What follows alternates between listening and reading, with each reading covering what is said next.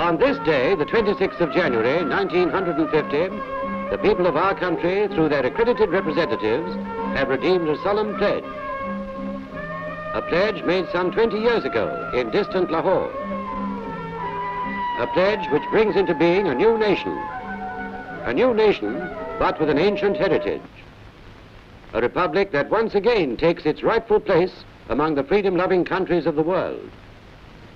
We, the people of India, having solemnly resolved to constitute India into a sovereign democratic republic and to secure to all its citizens justice, social, economic, and political, liberty of thought, expression, belief, faith, and worship, equality of status and of opportunity, and to promote among them all fraternity, assuring the dignity of the individual and the unity of the nation.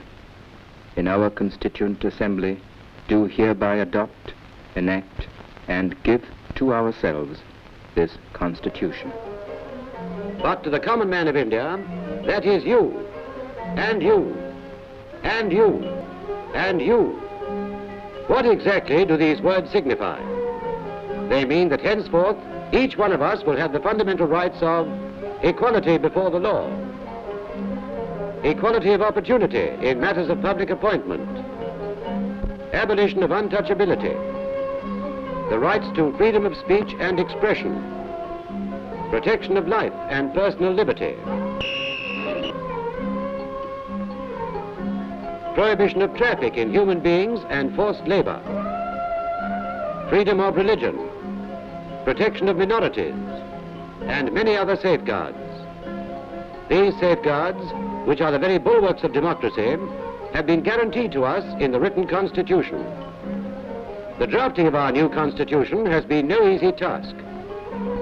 And before its first word was put on paper, the notable constitutions of other countries were first consulted.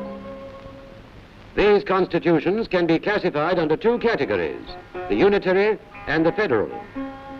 Our Constitution is in large measure of the federal type, and the federating units are many and varied.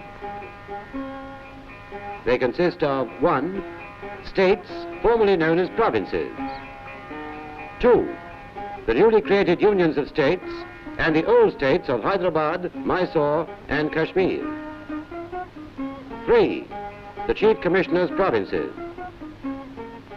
Each one of us living within a state, regardless of occupation or sex, has the right of sending representatives to the State Assembly as well as to the Central Legislature.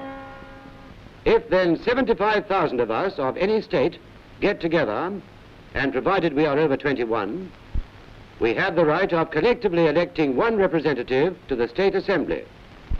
According to the present divisions of the country, there will be a maximum of 500 and a minimum of 60 representatives in each of the state assemblies. Now, the procedure of electing a representative to the Central Legislature is slightly different. More of us have to get together. In fact, 10 times as many. And between us we send one representative to the Central Legislature. Here also, there are no class or sex restrictions. But we must be over the age of 21 to have the power to vote. There will be about 500 members elected, and they will form the House of the People. 205 members will be elected from the state assemblies. These two houses, along with the President, will be called the Parliament. Parliament on the one hand, and state assemblies on the other, will combine to elect the President. The Vice President will be elected by vote of Parliament alone, and he will be the ex officio chairman of the Council of States. Immediately upon his election, the President will call upon the leader of the majority party in the House of the People to accept the office of Prime Minister. The Prime Minister will then choose his cabinet from among his colleagues.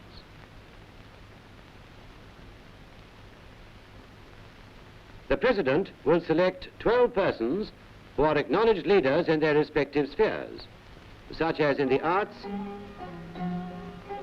science, agriculture, and so on, and nominate them to the Council of State. The President will also nominate the state governors. But the governors will be purely constitutional heads, for the real business of conducting the states will be carried on by the Premier and his cabinet. Like the centre, the state legislature in the 6 major states of Bihar, Bombay, Madras, Punjab, the United Provinces, and West Bengal will consist of 2 houses. The other states will have 1 house only. The state legislature must meet twice a year, at intervals of not more than 6 months, and it can legislate on 66 different matters. The most important of them are law and order, health, agriculture, fisheries, education, entertainment. The central government, on the other hand, can legislate on 97 different items, the most important of which are defense, foreign affairs,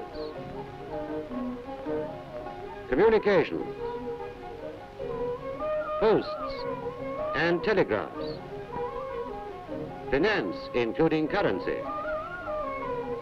trade and commerce, mines and power. But there is always danger of abuse of power by the executive, and therefore every constitution provides for safeguards. Our constitution has provided 4 safeguards. First, the judiciary, consisting of the Supreme Court and the various high courts. These will safeguard the fundamental rights of the citizen by just and proper interpretation of the law. Second, by a controller and auditor general, who will see to it that the funds of the Union are wisely utilized. Third, the Union Public Service Commission, which will be in charge of recruitment to the services required by the country. And fourth, the Election Commissioner, who will be responsible for fair and impartial elections and who will be free from any executive interference. The President of the Union, as head of the state, will have vested in him all executive powers, including command of the armed forces. That is, the Army, the Navy,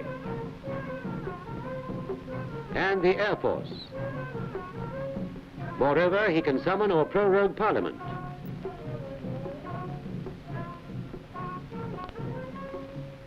He can grant pardons, promulgate ordinances, and so forth. But in spite of these powers, the President will act only on the advice of the Prime Minister and his cabinet. And in case of malpractices, the President can be impeached. Thus, he is a constitutional President, a head of a state, similar to the King of England. But unlike the King, the status of President of the Indian Union is not determined by one of aristocratic birth, for he can be from among the humblest in the land. His only qualification for the post is that he has the confidence of the people of the Indian Union. Our Constitution, as we have seen, falls under 3 heads. There is the legislature to enact laws. There is the executive to carry them out. And the independent judiciary to see that the laws are properly and correctly interpreted. Our Constitution, therefore, to bring this about, lays down certain directive principles. And some of them are, 1, that the citizens, men and women equally, have the right to an adequate means of livelihood. 2, that the ownership and control of the material resources of the community are so distributed as best to subserve the common good. 3, and that children of tender age are not abused, and that they are not forced by economic necessity to enter avocations unsuited to their years or strength. 4, that the state shall endeavor to provide for free and compulsory education for all children. 5, the state shall, within the limits of its economic capacity, make effective provision for securing the right to work in cases of unemployment, old age, and sickness. 6, the state shall take steps to organize village panchayats. 7. The state shall endeavor its agriculture and animal husbandry on modern scientific lines. 8. The state shall endeavor to promote international peace and security and maintain just and honorable relations between nations. It can be truly said of our democratic republic that it has a single citizenship, that of the Union, a single state language, that of Hindi in the Devanagari script, although full scope will be given to the various regional languages, and a single pattern of administration, the parliamentary system, established on the foundations of adult franchise. When we consider then that our franchise involves a vote 6 times the number that we had before independence, a number that is nearly equal to the total population of the Soviet Union, a number that exceeds by 30 millions the population of the entire United States of America, we can begin to comprehend and appreciate the vastness of our democracy and the glorious legacy that is ours. A legacy that requires each one of us to do his utmost in making our Constitution become a living reality. Jai Hind.